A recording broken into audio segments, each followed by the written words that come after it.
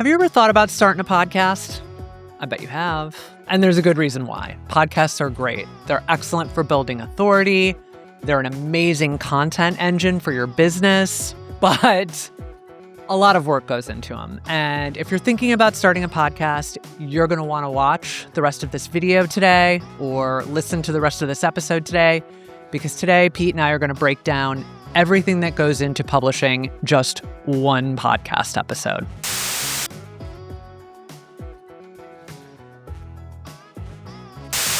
And if we do our job, we're going to do everything we can to steer you away from doing this.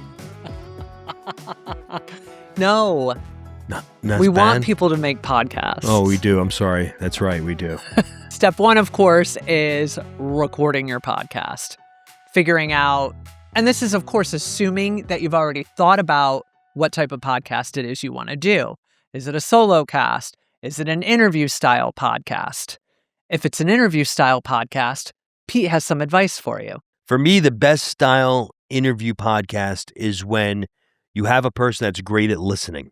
We've seen some pretty interesting stuff, and some of the best people that come in, and they're pretty big hitters in the industry, they don't say much at all.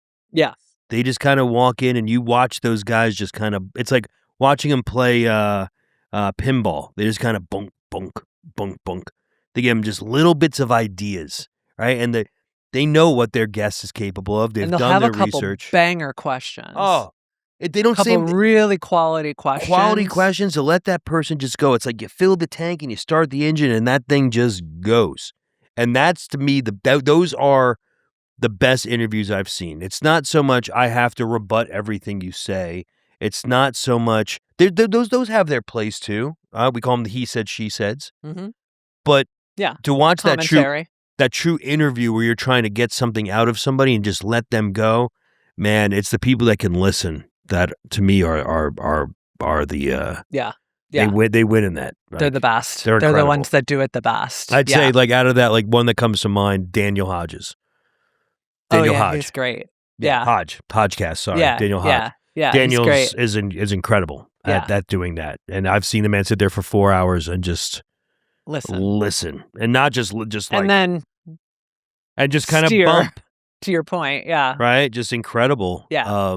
It's that's what I like. I like a person that just kind of lets that person go. Well, oftentimes get clients that come in and they'll block off, half a day or a day, and they'll want to record a bunch of episodes. And if you're the person, if it's your podcast and you're lining up interviews and you're going to interview, and you're going to try to record 2 or 3 interviews, what you need to understand is that it's work, right? You're going to be tired, and you should be tired, because listening, and in particular active listening, which is so important. if you're going to have an interview podcast where you're interviewing guests, you have to be a good active listener. And active listening is work, and you should be tired afterwards. Well, it's people think that the talking is the hard part, and it's not. It's not. Because you're playing a chess match in your head. The host is playing a chess match in his head of going, okay, this is where this is going. And you have to be listening to what this person's saying the whole time too, while also diagnosing, how do I get them here? Right. And it could be 4 or 5 moves of having to align them, because you also don't want to be like, okay, enough of that. I want you to talk about this, because you don't want to stifle them. Right. So you have to, like I said, it's that gentle ponging motion of just getting them to where you want them to be. And it's an art. It really is. And it's anybody that's going to come in and I feel that's like, oh, I'm great at, I want to do this because I'm a talker. What's your podcast? Start a solo cast. Start a solo cast. And if you're a talker, start a diatribe solo cast. You can just go and just rip off. But if it's an interview style, if you cannot, listen twice as much as you speak, you shouldn't be hosting that. 2 ears, one mouth. Listen twice as much as you speak. And honestly, those are the most incredible podcasts. Like, you go into it, it shouldn't be about the host. Like I said, if you're like that person that I have stuff to say, terrific, do a solo cast. Yeah, absolutely. And there's nothing wrong with that.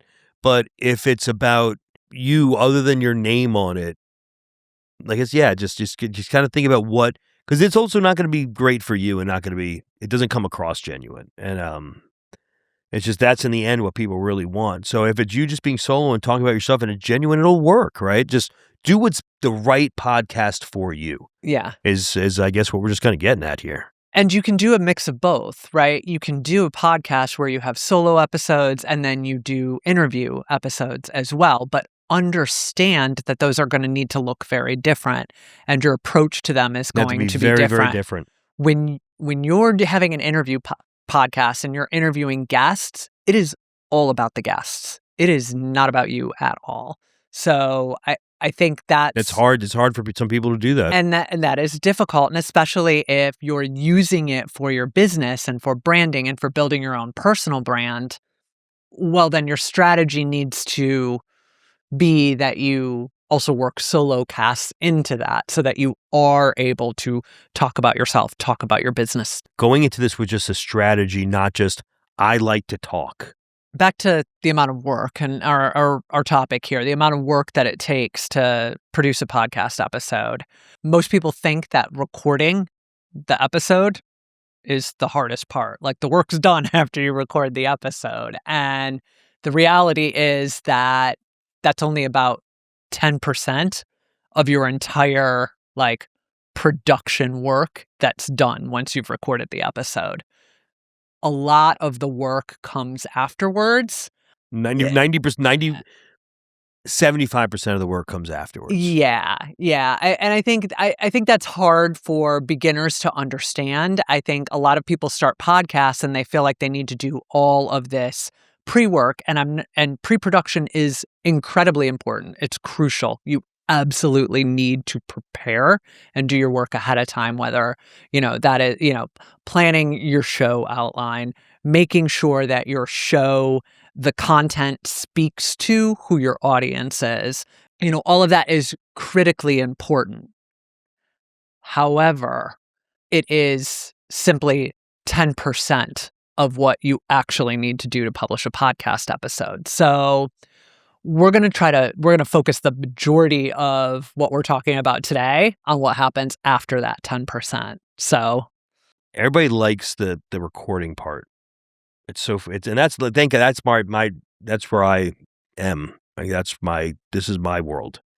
So I get to see the fun part, right? Honestly, I think and I'm not saying that in a bad way. Like I'm saying it in a great way. Like this is the exciting part. It's like, and I was in a band, I remember going in the studio, it was a blast to go in and record your parts. Then you had to mix them and it was horrible. And because you had to make choices you didn't want to make, and you had to live with stuff you didn't like, or whatever it was. And that's where the studio is an event. People do it. And I don't try to represent my studio that way. I try to push it very much in a way of, you're here to work. We're here to knock out some stuff. We're here to do this. We're not here to party because we want to get the best out of what it is, but we have a wonderful time. Everybody has an incredible time here. But which is exciting. This is exciting stuff. The next part of it, and I'm saying this because I'm trying to explain how the next part of it becomes the real tedious work. It's when you start to dissect yourself. It's when you start to dissect the conversation. It's when you start to have feelings of, oh God, I didn't like this, or this didn't go the way I thought, or boy, I should have prepared more. I shouldn't have. And there's really only one way to look at this and to do it, right? There's two ways. One, you let somebody do it for you, which I recommend. If you have the means to do it, it takes you out of the loop. It takes your mind out of it. It takes some of your personal feelings about stuff out of it, i.e. yourself. And it allows somebody else just kind of do that heavy lifting for you. One, they're going to be professionals. They're going to be able to move a lot quicker. You will get burnt out very, very fast on just the tediousness of trying to work through it. Let the pros do it if you have the means. And it will take out a lot of that, the pain is really kind of what we see in it. It's a very hard process, and you can be looped into it. Don't feel that just because somebody else is doing it, you lose a lot of the control. You don't. That person will be able to process that for you in a way for you to be able to look at it logically and say, boy, I like this section. I like that section. For my reels, which we know, let's be honest, this is what this is all about, by letting a professional do that stuff. And I'm even talking about like getting in front, like Anything outside of a one-person interview where it's a solo cam kind of at home, if you got Riverside remote, we get it. But if you can get in front of people and you can get a in-person, it needs to be shot that way. So you talk it that way first and then into having someone do your production. The weight that will be lifted off of the show and yourself will be immense, to the point where it will then become fun, right? It will only not just be fun when we're in the studio and we look forward to that once every 6 weeks when we go in there. No, it'll be fun the whole time. Back to what actually goes into it, into the post-production process. So I'm going to go down and kind of explain what happens after you stop recording. After you stop recording, you have to edit it. I didn't know we wanted to get that specific. Oh no, I can get that specific. That's okay. Yes, we have to edit. Because this is, to your point, your area, your world is the recording. My world is the what happens after the recording, kind of. That's true. It's kind of how we divide and conquer here. True. So we have to edit. You have to make sure that you have the right files for your distribution. So if this is a podcast that's going out via audio as well as video, you got to make sure you have files for both. If it's going on YouTube, you need to make sure that you have a proper thumbnail for that. The thumbnail is one of the most important SEO markers for YouTube as far as how your video will perform. So you have to create an engaging thumbnail image. You have to make sure that you've written your title for your episode and your show notes or your YouTube description perfectly for discoverability. And what I mean by that is that you've got the right keywords worked into that writing that's going to help your show get discovered by audiences that are looking for shows like yours. I think a lot of what we see with folks that, DIY their post-production is they think they just, finish their episode, they put it out there, they kind of skip over all this boring copywriting keyword stuff and just kind of put it up there and they're done. And that's not going to get you anywhere. The days of being able to publish a podcast episode and have it go anywhere without proper search engine optimization, gone. If you just publish an episode, it dies right there. It doesn't go any further. So you do need to make sure that you've written your descriptions and your titles properly, that you have included your timestamps, that you have included all of the proper links for engagement for where you want to drive your audience to. All of that is critically important. You're looking at about 6 to 8 hours of work after you stop recording just to get all of that ready to go. And then you're looking at days worth of work. That's about right. And then you're probably looking at more, because we haven't even gotten into promotional asset creation. What we just talked about now are just your episode files and your episodes. Then you need to create promotional assets. So from each podcast episode, we all want those clips, right? That's what it's all about, isn't it? Clips are important. Everybody wants the clips, baby. It's the clips. Everyone wants the clips. So the clips are critically important. So let's talk about social clipping. There are, different kinds of or different types of social clips. There are more trailer style social clips, which the goal behind those clips are really to drive interest in the show as a whole and drive viewership of the show.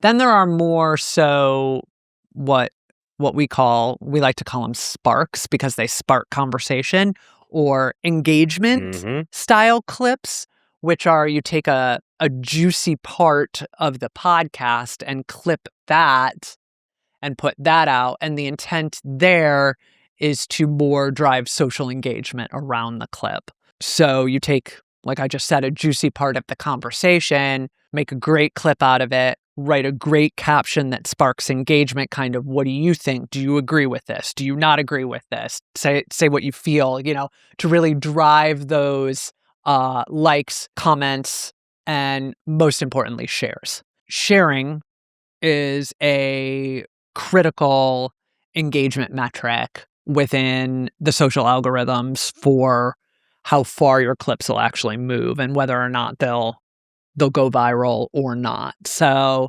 if that juicy part of the conversation, you think it's juicy, but your audience doesn't and no one shares it, not going anywhere. Not juicy. But if your content is shareable, it's going to move. So other types of promotional assets that you may want to create for each podcast episode, you can turn each podcast episode into an email newsletter.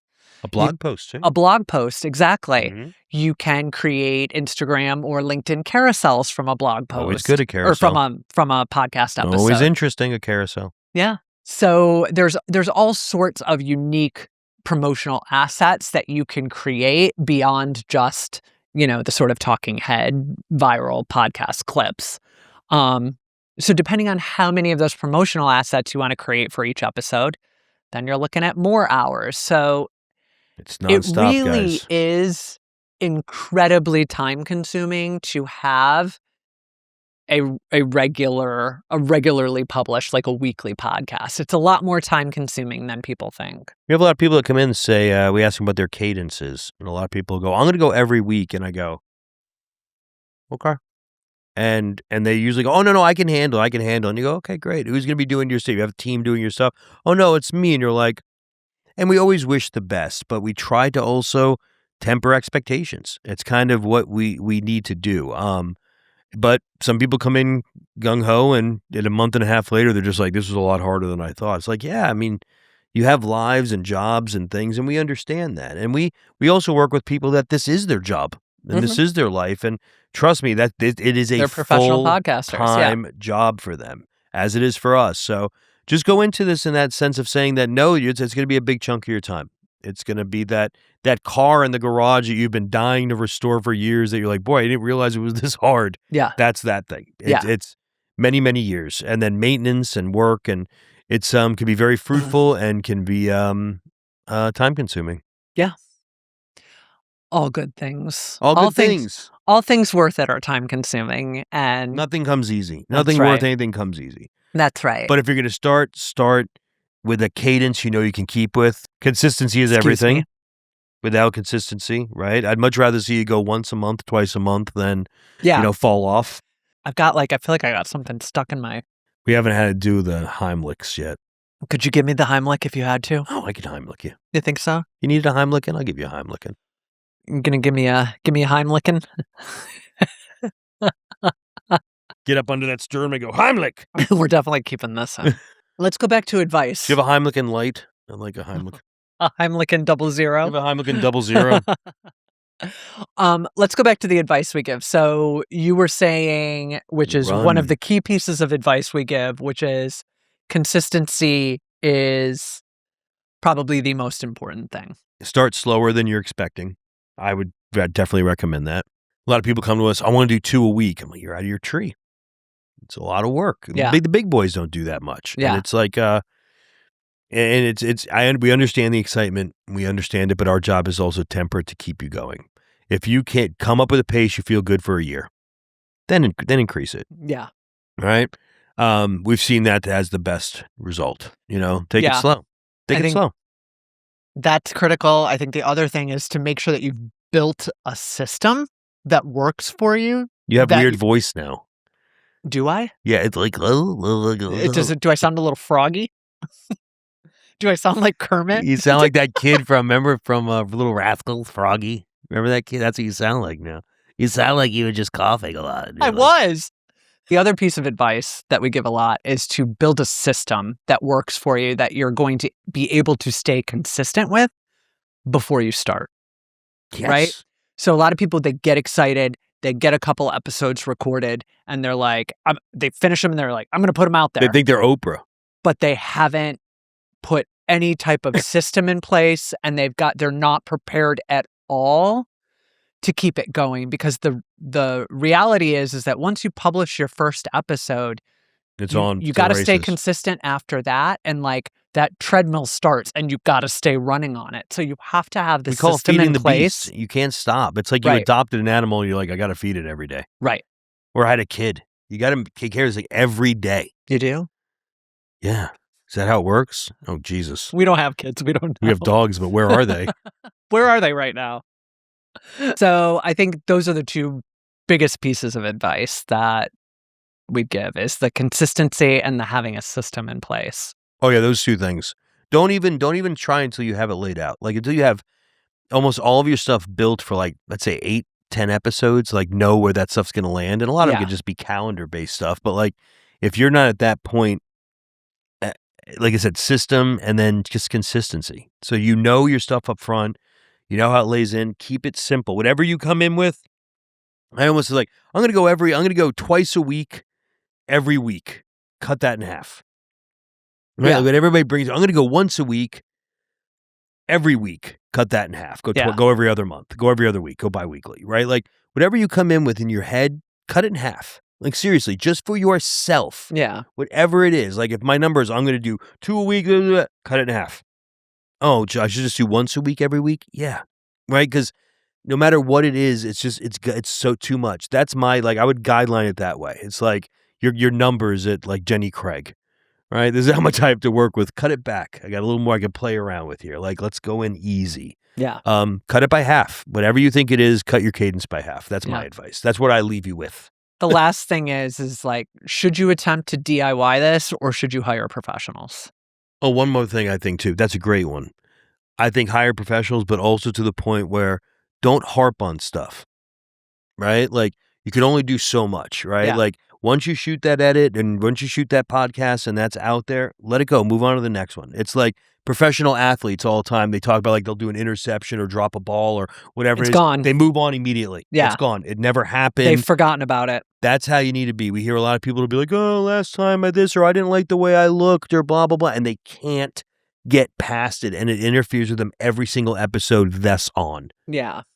Forget about dropping the ball. Forget about the interception. Just move on to the next episode and you'll be, by the time that you forget about it, you'll be 6 episodes deep. Like it'll be so far in the rear view, you won't even Don't let the matter. pursuit of perfection stop you from doing it. I know we sound like Sun Tzu or like somebody, but like seriously, like don't. It's not going to be perfect. It's never going to be perfect. So it'll keep getting better and better and better. But if you hit perfection, there's no need to keep going then, right? And like, if you get caught up on little things like how your hair looks or how that, like, it's just you're not going to. It will eat you up. You're not going to be successful in this because you're not going to be able to get past it and publish with regular consistency if you're so tied up in the little things. Yep. And that's critical. As far as like, should you DIY this? Should you hire professionals? Like, obviously, we're in this business as professionals. We're on team hire professionals. That said, if you have the means. 100%. If you're just trying to get started and you can DIY, as much of this on your own just to get you started and whatnot, great. By all means, do it. But go into it with realistic expectations on how much you're going to be able to do and what that cadence is going to look like and make sure that that's going to stay consistent. And if you're doing it by yourself, cut it even more. Cut it by 2 and then 2 again. Right. Keep consistent no matter what you do to start. That's the number one thing. And if it looks like it's not enough and you feel that way, then you can always add more, right? Slowing up looks worse than getting faster. Just always know that. Yeah. You can increase price. Yeah, it's really hard to, come back from decreasing. It doesn't look good, right? Yeah. It looks like you just came out of the chute too fast and that you just weren't all that. Right. So let's keep it to where, wow, they're getting better rather than, oh, it fell off. 2 ways of looking at it. So can I take us out? Yeah. Guys, thanks so much for checking into another edition of OPP. I'm Pete. I'm Marn. Check in for more advice on podcasting. Hit subscribe. Like. Yeah. Subscribe to our channel. Drop your questions in the comments. Yeah, we love talking to you guys. Like, reach out to us. Let us know. Do you have any questions? What your thoughts? How we're doing stuff? And if you do have a podcast and you're looking for professional help, hit us up. We're going to put the link in the comments. Or the link in the show notes. We offer a free 15-minute discovery call. We'll put the link in there for that. Yep. Happy to talk to you. We'll see you soon.